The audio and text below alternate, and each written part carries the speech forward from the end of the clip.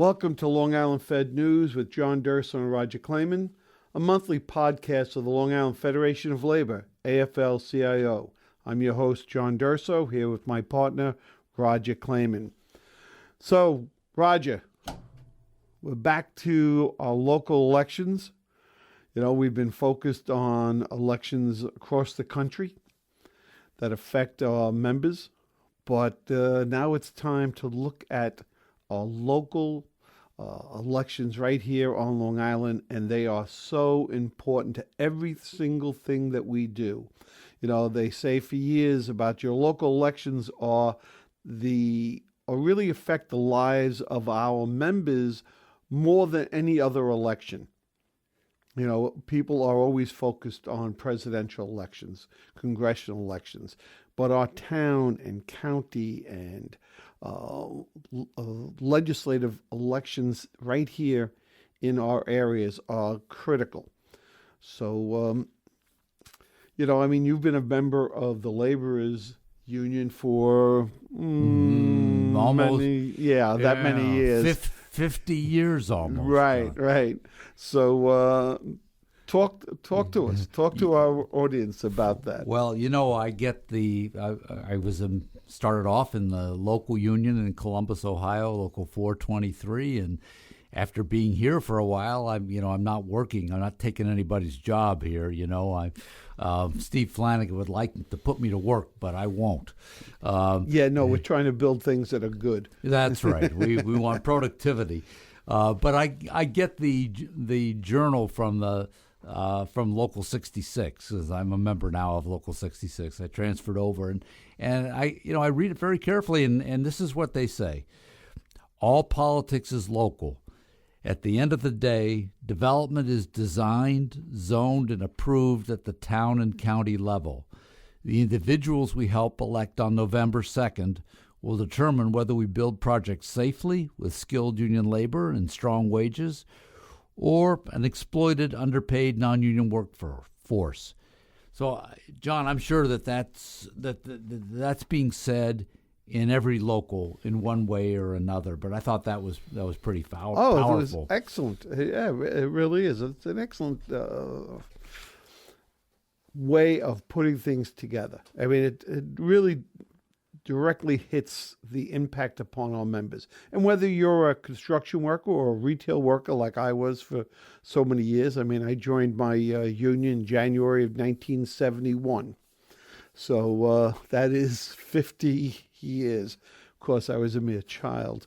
But, these elections are so critical that when we talk about apprenticeships or we talk about item pricing in retail, or we talk about these different elections and how they affect the quality of life of the members that we are so privileged to represent. And I'm sure, John, you probably say some things to your members directly about these elections, but even the local ones. Absolutely. I mean, we are constantly, there is nothing that we do as a labor movement that is not directly affected by elections, locally, statewide, or nationally. Everything that we do, whether it be in consumer affairs with regard to retail workers or hours of work on a national or different variety of state legislation. I mean, just look at the farm workers, how that's affecting our members that we are organizing in the farms out east, along with our sisters and brothers in UFCW 888, Local 1 upstate New York with the RWDSU and the UFCW International, where we have now the first organized vineyard, the Pindar, as organized farm workers in the history of the state of New York. And that is legislation that takes effect. And because of union involvement, that law was changed. I mean, and this, that the law in New York State prohibited farm workers from being organized. But with the right people in office, you elect people who change those draconian laws so that working people have a right to organize. So that's a direct effect upon the people that we represent. These elections are critical to the everyday life of our members. And that's right, John. It took a long time to get that passed, and it took the political action that we are engaged in now on the state level to make certain that we had the right people elected here on Long Island, and then they carried the ball. And so Long Island was a leader in this. We had the rest of the state supporting it. It wasn't easy, but that's what this is all about. So we have people will ask us, from time to time, well, how do you decide who you're going to support? Do you and John sit down in a room, like say back room? We don't have any back rooms, but do you guys just sit down and say, yeah, I like that person, I like that person? Is that how we do it? Yeah, no. No, for folks who are listening to us on this broadcast, you should only know the conversations that go on. We have a very active board with a variety of concerns and ideas and thoughts of what works best for their membership. And what we do is we have a discussion. We take a look at the positions that these elected officials take, the actions that they have taken for those who are experienced elected officials and those who want to be.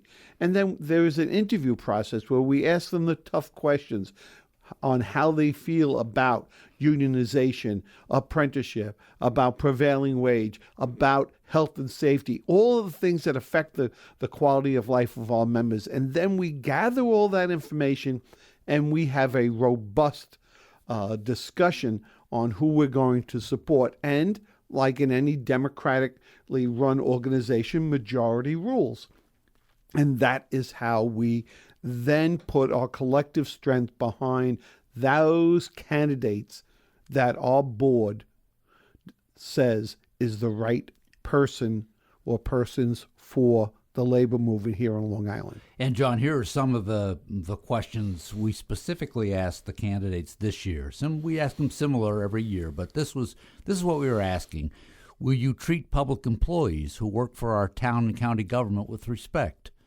Will you speak out in support of unions fighting for a contract or workers exercising their rights to organize a union? What are your priorities for economic development? What do you see going on in your town? How will you help us? What will you do about out-of-state contractors and workers taking jobs in our towns, mostly non-union, lower wages, our people deprived of the benefits and the income that would bring to our communities? And as you said, we say, what about apprenticeship? What about the community college in each one of our counties? Will you support it? What about transportation? What about putting labor people on boards and commissions? John, in Nassau County, you're familiar with this. We've put some labor folks on boards and commissions, and it's made a big difference. Oh, absolutely. And see, that's what it is. What we try to make sure that people understand, political people understand, that we are not a special interest. We're the community. We're their constituents, and we expect our people to be treated properly, and we expect them as elected leaders to make sure that happens. None of this is rocket science. You don't have to be a genius to figure out that working people, working families want to be treated properly. And if you're going to be an elected official, if you're going to come to the unions and ask for their support, for the boots on the ground and our dollars that we get from our membership, then you sure as hell better be standing up for working people. Now, we have a pretty good track record of that, but there have been those phony SOBs from time to time who come in, say all the right things, and then do just the opposite. And then we take, quite frankly, great pleasure in making sure that their careers are short. And, John, in both Nassau and Suffolk counties, we grapple with the industrial development agencies, the IDAs. And we get disappointed frequently because there's a long history in New York State of public expenditures to try to keep companies here or attract companies to come here. And oftentimes it's kind of misconstrued that everybody should come and get a benefit, regardless of what they're doing, even if they're building something. And some of them don't deserve it. You know, they're building non-union, and they're not living up to the mission of the IDA, which is to improve our economy locally. But in both cases, we've put union people on those boards, and it's starting to make a difference. They're starting to ask the questions of a developer or a company that comes here and says, "Oh, no, I want a benefit. If I don't get the benefit, I'm not going to build." Well, what are you going to do for us? We're giving you the taxpayers' money. And so what are you going to do? So I think the fact that people we helped elect now are putting union people on these boards has made a world of difference. And I think that's absolutely true. In both Nassau and Suffolk County, we have union representatives who are asking the tough questions. Now, they have to operate within the scope of the law. We get that. They can't say, oh, it's got to be this union, it's got to be that union. They have to operate, but they can hold them responsible. Now, I've been in a couple of those meetings. I know you've been in a couple of those meetings. And I'm very happy to see that our folks will ask those tough questions and then hold them responsible. I mean, quite frankly, I was in a meeting with the chair of the IDA, Richie Kessel in Nassau County, along with Matty Arisich from the building trades, in a conversation in which those were very, very tough questions, and they had to understand. Now, they are very careful to make sure that they follow the law. But if you are getting the public money, if you're going to feed at the public trough, then you have to make sure the public is taken care of. And what does that mean? It means that you're providing a safe work environment, that you're hiring local labor, that you're paying prevailing wage, and in most cases, those become union jobs, good AFL-CIO union jobs.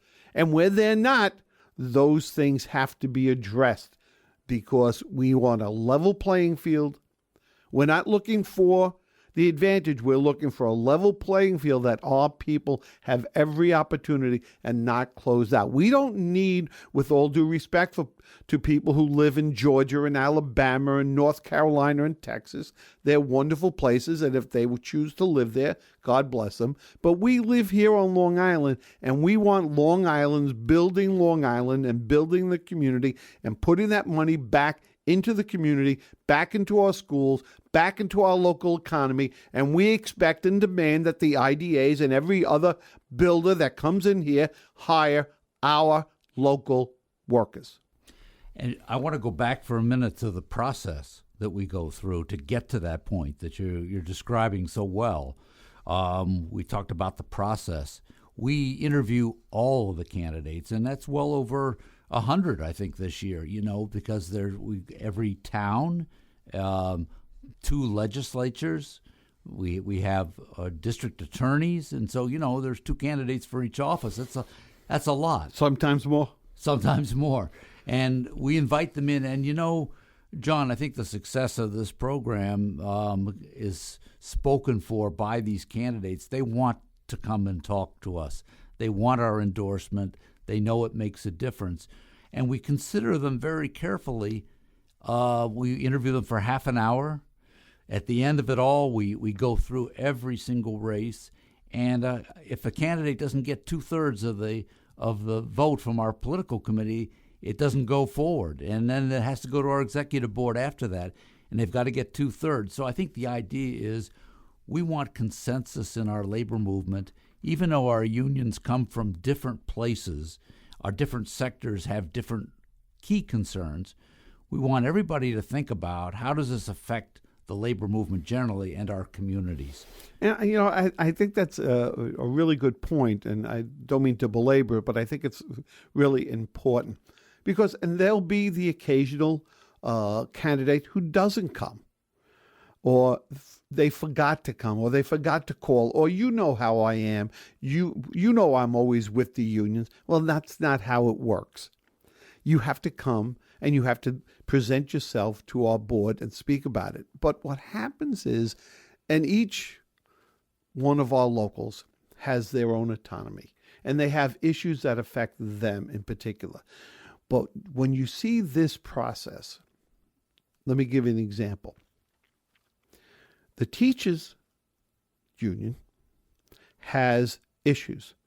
The building trades have issues. There is always work being done at schools. And it is encouraging and inspiring to see the teachers union speaking to these candidates to make sure that what is built at their schools is done by our building trades. Now, they have different constituencies, the teachers and the building trades, but that they stand up for each other. That is what our labor movement is about. That is who we are in this Federation of Labor here on Long Island. I think building solidarity is probably one of our key tasks and probably the most difficult. And we don't always succeed, but we do pretty often. I mean, I'll go back to a hearing we had in Central Islip about a charter school that was being proposed, and we had representative from CWA, Mike Gendron, because Mike is a good guy, and Mike can see the bigger picture. He was there. Communications workers, they work for Verizon and other employers, but he was there to talk about how this would undermine not just the teachers union, but our communities and the education our children expect. Yes, and that is, Mike is an excellent example because he is union through and through, and he will take the fight on behalf of others. That's a wonderful trait, and it speaks highly of not only him but of his union.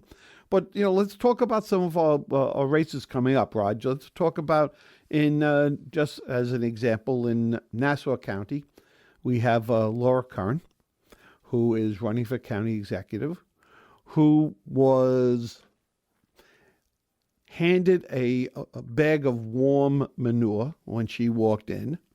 Okay, because we're doing a podcast and I get yelled at if I don't say it be proper, and has turned that into a well-run county. There's issues. There are issues. There are contracts that still have to be signed that are ongoing for the past 4 years. Okay, but the financial crisis that she walked into has been dealt with. Things during the pandemic, the services, the leadership that was shown during this pandemic has been nothing short of brilliant. She's come up with innovative ideas, her and her team.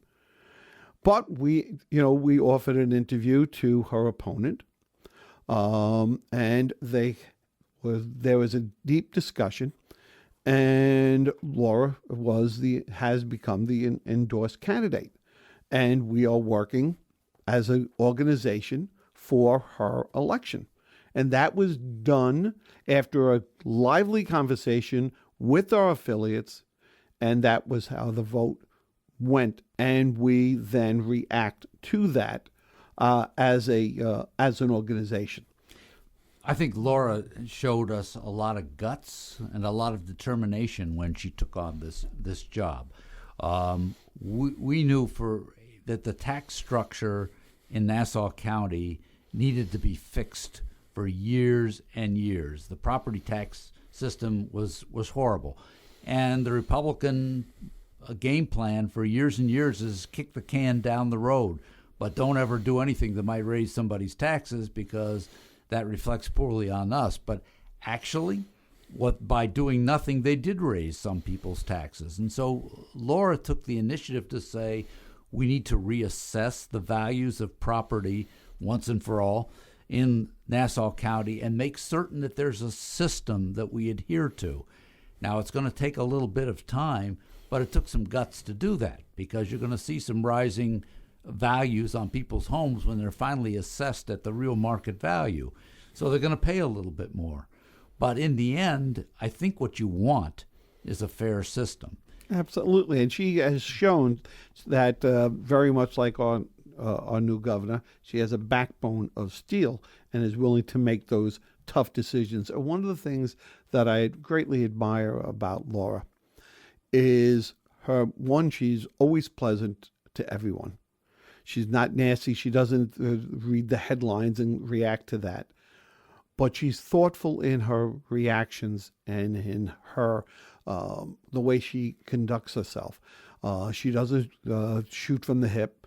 She looks at it, she studies it, and when she speaks, she knows what she's talking about. But then let's look at something else. So in Nassau, let's look at the town of Hempstead, America's largest township. Don Clavin, who won the last election, is running for re-election. Don Clavin has done nothing short of absolute brilliance in how he has dealt with this pandemic. His leadership during this pandemic, whether it be vaccinations, PPE, dealing with the various sections of America's largest township, how they've dealt with business. And quite frankly, the relationship that the town of Hempstead has built with the county of Nassau has benefited people in the town of Hempstead and in the county. There's always going to be arguments and miscommunications, but the basis of a good working relationship that is beneficial to the residents of both the county and the town is something that Laura Curran, a Democrat, Don Clavin, and lifelong Democrat, have put as the forefront of their administrations to benefit the people who elected them. Not about politics, but about service to their community. And they have both been endorsed by the Long Island Fed. They have both been enthusiastically endorsed. And we have worked hard for both of them because they are an example of bipartisan leadership for the betterment of the community. Right. You meant to say Republican, Don Clavin. Republican. Lifelong Republican. Right. Why, did I say Democrat? You said Democrat. Don, don't get nervous. I just misspoke. And we're not asking you to change parties, Don. I mean, I want to say a word about what an exceptional leader Don Clavin is. Here's a guy who does all the right things as a leader and is doing a lot of good work for the town. But he also honors labor, and listen, you go back over the years, Republicans have led the town of Hempstead for most of its history, and Nassau County's history has been built on a relationship between the Republican Party and organized labor. What he's done is not simply to keep that level of commitment, but he's also reached out and involved labor. You're on his advisory committee. He honored labor at a special ceremony on Labor Day. These are things that where he's not just thinking about how do I get elected. He's thinking about how can we work together. I just want to jump back to one thing. When we with Laura Curran and the difference between some traditional Republican leadership, which is for the most part has been pretty good for labor in Nassau County, and the predecessor. And we try to remember that that Laura Curran's predecessor opened up the union contracts, changed them, and made them worse, illegally, by the way. So with that as kind of the baseline, Laura, it was easier for her to improve on this. We'd like some more things done, but I mean, we're headed in the right direction. Yeah, I think she's done an excellent job leading us through this pandemic, leading us back on a fiscally sound basis, and and she's got wonderful people on her staff, and Don has done, as you said, an extraordinary job. But let's turn to the other county where you live, where we have some extraordinary people running for DA, and Tim Sini, who was our police commissioner, who has done an outstanding job, and Errol Toulon, our sheriff, who is an absolutely amazing individual, innovative, who has changed the way the incarcerated folks are being treated and helping cut down on recidivism. How do you say that word? Well, it was when they get arrested again for the same thing. We don't like that. I can never say that word. I try all the time. But because, just don't be one. But because of Earl and his team and how they treat those that are incarcerated with the respect that they do, and they train them and teach them and help them. It's been innovative and has cut down on it. And Tim has done an outstanding job as the district attorney. And we have some great candidates in Huntington. Rebecca is running a great race. It's a tight race, but it's a great race, and she has dedicated her life to public service, and she's done a wonderful job. And then our good friend Mark Cuppetson, who was a town of Huntington member of the town board, and now running for the county ledge. I mean, she's just, he's done a great job and will be a tremendous asset in the ledge. We had a rally on Saturday before we went door to door with almost 70 union members out, ready to carry the message that Rebecca Sannon and Tim Sini and Mark Cuthbertson and a very impressive woman named Jennifer Hebert, who's running for the town board in Huntington. So we had this gathering, and I introduced Tim Sini and Rebecca, and I said, listen, there's a lot of trades guys out there. Having a supervisor who cares about us is really going to be the way you get your jobs. She's the one who's going to take a look at economic development and say it's got to be done the right way. But having a guy like Tim Sini as the DA, that's incredibly significant, because there are a lot of bad guys out there who are going around the rules for construction. They're not paying the prevailing wage. They're withholding wages.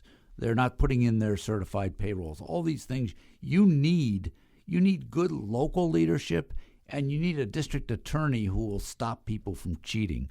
So together as a team, that's very compelling, I think, for us to lump them together. And this comes in a year where we don't have a county executive at the top of the ticket, but we have a lot to be concerned about. Absolutely, and we got to turn our people out. And then just very quickly, we have two other that are always very, very interesting races. We have landslide Sarah Anka, but she's looking well, and Sarah has been a great friend of Labor.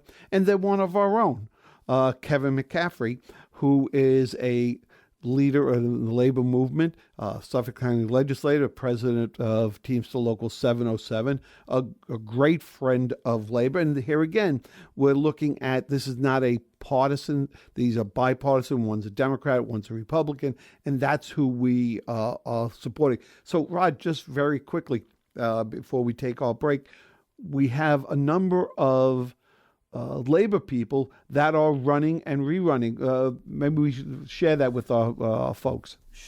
Sure. And Kevin McCaffrey is from the Teamsters, Local 707. He's their president. James Mazzarella is the secretary-treasurer of Local 342, part of the longshoremen representing public employees here. Nick Caracapo is a Republican who was the president of a local union at the water company, part of the utility workers. Now, these are three Republicans who are willing to step up on labor issues for us. So, this is part of the complexity of Long Island. You can never say that it's just Democrats and not Republicans. We have history, and this teaches us that we've got to be engaged with both parties. But we also have Sammy Gonzalez, who is running for the county, who is in the county legislature, who's a union member, IBEW and RWDSU as well, and Tom Donnelly from Babylon. It was a union firefighter. So, it makes a huge difference when you've got union people on an elected body in such numbers. They really understand what we're talking about, what we need. They understand us, and we understand them. This has been the Long Island Fed News with John Durso and Roger Clayman, a monthly podcast of the Long Island Federation of Labor, AFL-CIO. Did you read that story on UConn Blog? UConn Blog is America's fastest-growing daily news service, delivering news on progress, sports, entertainment, current events, and workplace politics. Our team of writers and trusted sources weed out the bullshit and get you the stories that you need. With a weekly email and a daily workweek text, you can't find content like ours anywhere else. Designed for the busy activists on the go, that's UConnBlog.com. UConnBlog.com. Welcome back to the Long Island Fed News with John Durso and Roger Clayman, a monthly podcast of the Long Island Federation of Labor, AFL-CIO. I'm your host, John Durso, with my partner, Roger Clayman. So, Roger, before we're talking about all the elections in Nassau and Suffolk County, but there's, we have not just these local elections, but we have a lot going on in D.C. So this past week, you had some meetings with Congressman Swazi and Kathleen Rice. Why don't you chat about that a bit? Well, we think it's important that we stay in touch with our elected people. We picked on these two because they could actually do something. Unfortunately, on two major pieces of legislation, the bipartisan infrastructure bill and President Biden's Build Back Better legislation, which is going through a budget process that I'll try to describe, the Republicans are not engaging in any of this. They're simply going to sit back and say, okay, you guys, you figure it out, and we hope you stumble. But you're not going to get a single vote from us. Now, let me try to describe what's going on here first. The infrastructure bill is bipartisan. It passed in the Senate. It hasn't been taken up yet in the House because they want to make certain that there's more to it. There's a human infrastructure element, and there are many people in the House, Democrats, who want some of these things done as well. Things like child tax credits, family leave, free college tuition, extension of Medicare, and more eligibility for Medicaid, lower prescription drug prices, and the whole clean energy issue, as well as closing tax loopholes for the wealthy. What we're running up against is the fact that there's no room for error. I mean, there's only 50 votes in the Senate. We got to have them all. And Kristen Sinema and Joe Manchin are raising issues about this. That's a problem. So we have to compromise. And so that's been the nature of our discussions on these. Yeah, to say we have to compromise is, again, you're always very, very polite. Roger, and it makes you the great leader that you are. But quite frankly, there's been a lack of leadership on parts of some of our Long Island folks, and we find that very, very, very disappointing. Now, you mentioned about closing the tax holes for the wealthy, and there's always that they're coming for you. They're going to raise your taxes. Well, as it stands right now, unless you're making over $400,000 a year, your taxes are not going up. So I don't know how many of our listeners, and I'm sure there might be a few, that make over $400,000 a year, but not really that many. Because there's not a lot of guys who are, hitting the shovels in the ground, teaching our schools, working in a grocery store, that are making over $400,000 a year. Because if there are, please, I'd like to meet them. But the average working men and women on Long Island is not making it. So the top 1% of 1%ers that might have to pay more taxes, my heart breaks for them.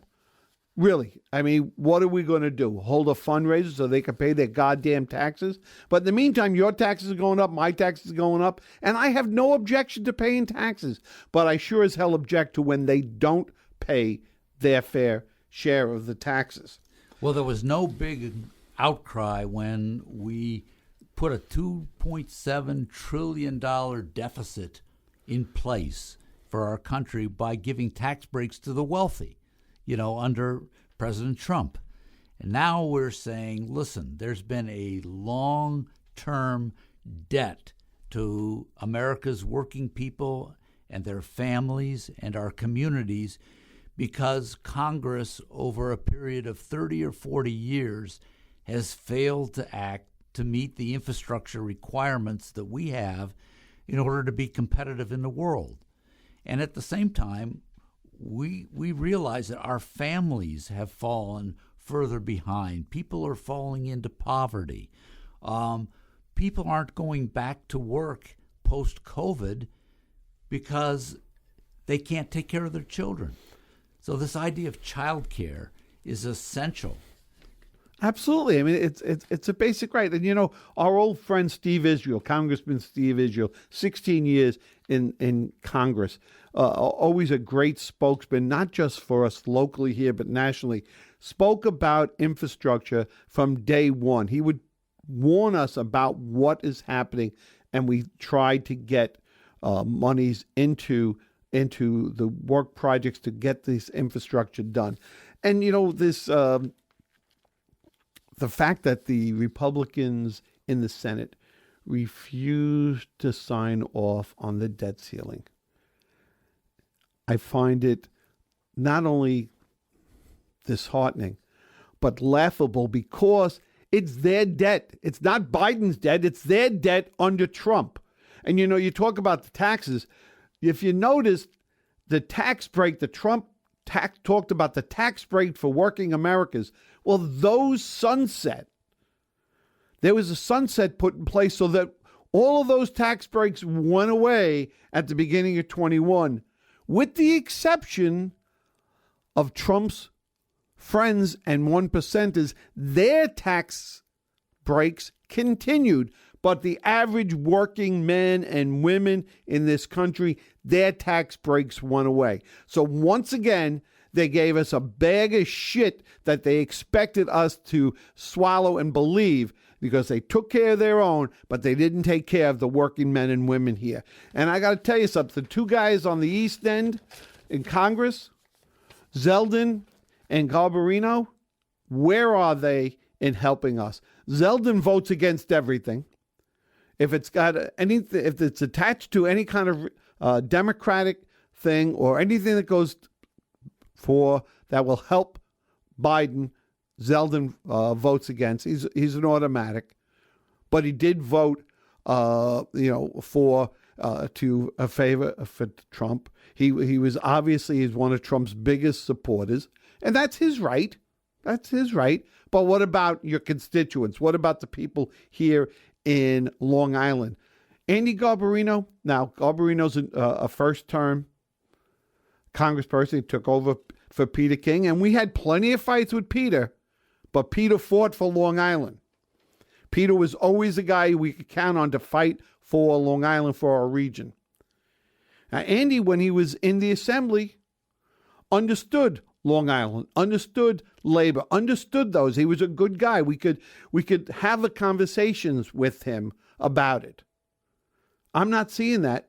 Quite frankly, since he's been in office, I haven't heard one word from him yet. Not once has he reached out to me. I don't know if he's called you, but he hasn't called me not once to get our perspective on it. Maybe that'll change. Maybe they don't let him speak to us. I don't know why. But we need his votes, and his votes have not been. He voted against the American Rescue Plan. He voted against the PRO Act. He voted against making voter registration easier.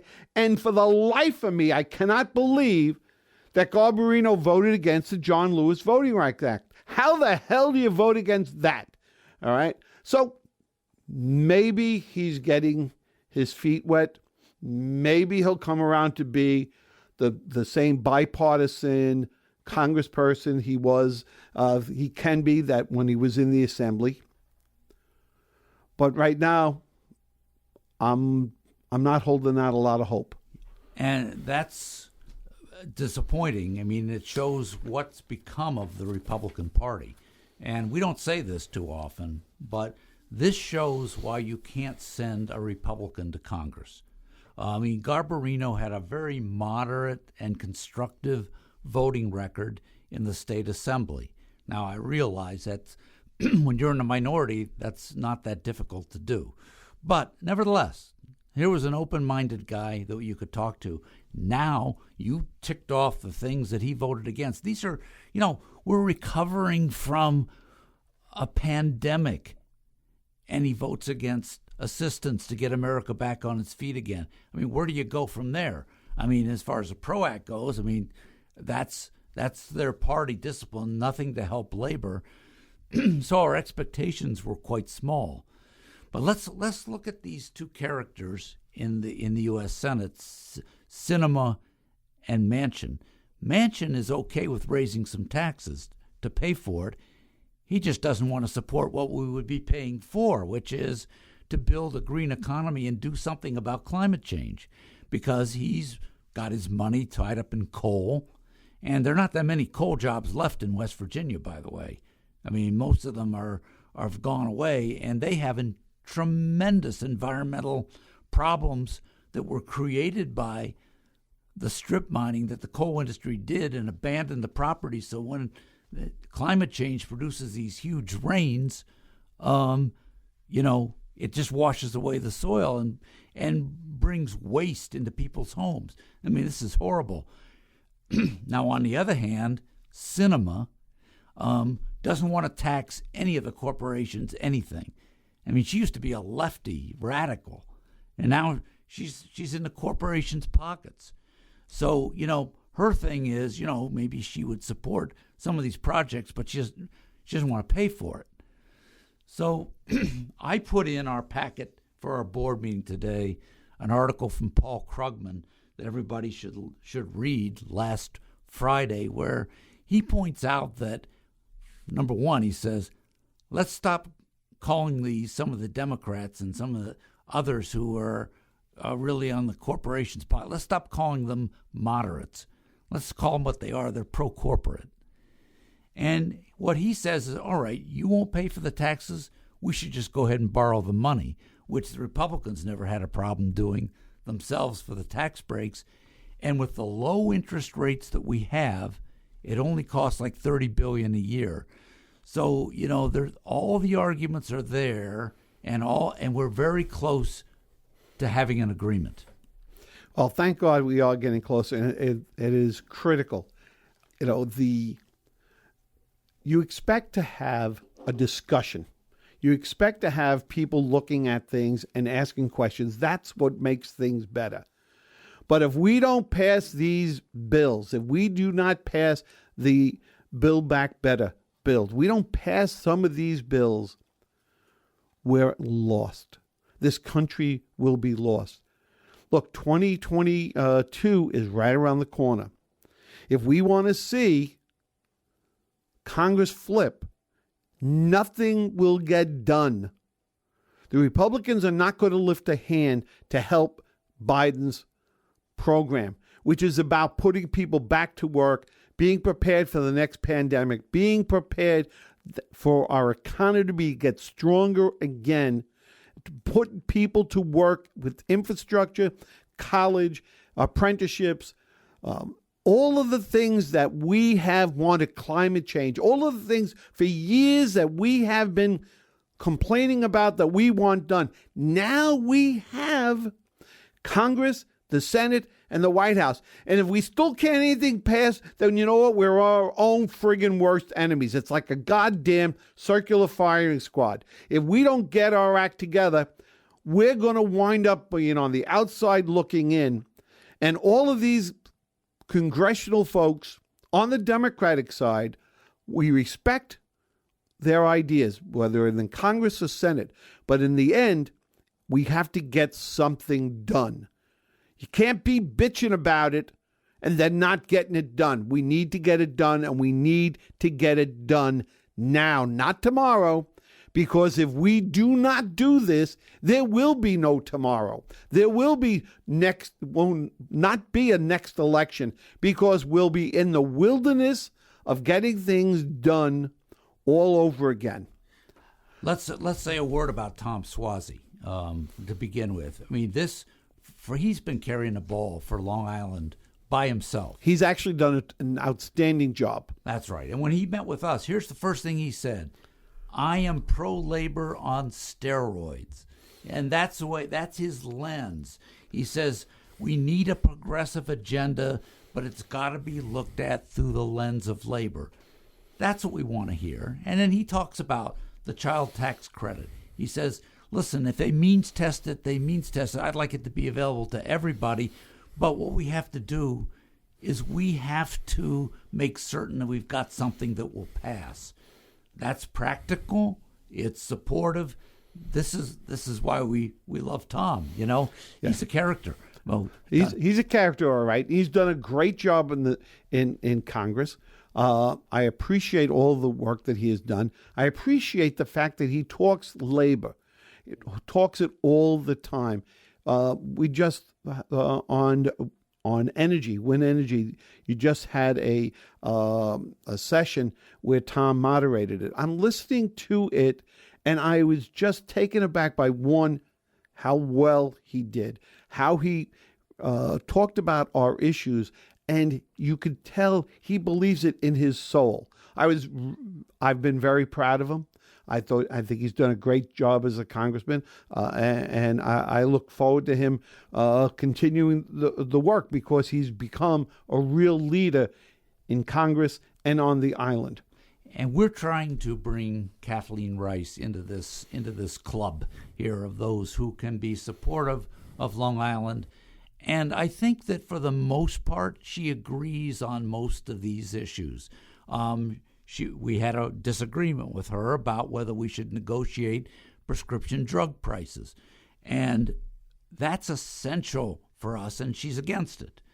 And sometimes I don't quite get it. It's not going to be in the bill anyway, most likely. So, okay. But we want to make certain that she's there, and so we're going to work with her. Her tone is not as hopeful as Suozzi's. You know, she believes we should have done it her way. Biden, Schumer, Pelosi, they did it wrong. Well, and she's the only one who does it right, apparently. But we'll see. We're not about hubris. Yeah. Well, I think those three are pretty good at sitting at the bargaining table. So we'll see how it comes out. But we need the support of both of them. We can't lose anybody. We're going to keep working with them. And this is absolutely essential, not just for us as working people, but for everyone, particularly what's being done as far as green energy projects. We're on the edge of a worldwide crisis with climate change. If we don't address this now, Biden's going to go over to Scotland, and we're going to look ridiculous. And we're not going to make any progress. And the consequences are going to be horrific. Absolutely. And look, drug prices are something that all of us have to deal with, every one of us. And the fact that they're not willing to, and she's not willing to work on behalf of her constituents and all of us in our area on drug prices is disappointing. However, as we began is how we will end. We are coming to Election Day. You got to get out and vote. You got to vote for people who support you, support your families, support our economy. We have, at the Long Island Fed, made recommendations voted on by our board, by our members. We encourage you to go out and vote. Vote early, but go out and vote. This has been the Long Island Federation of Labor News with John Durso and Roger Clayman, a monthly podcast of the Long Island Federation of Labor, AFL-CIO.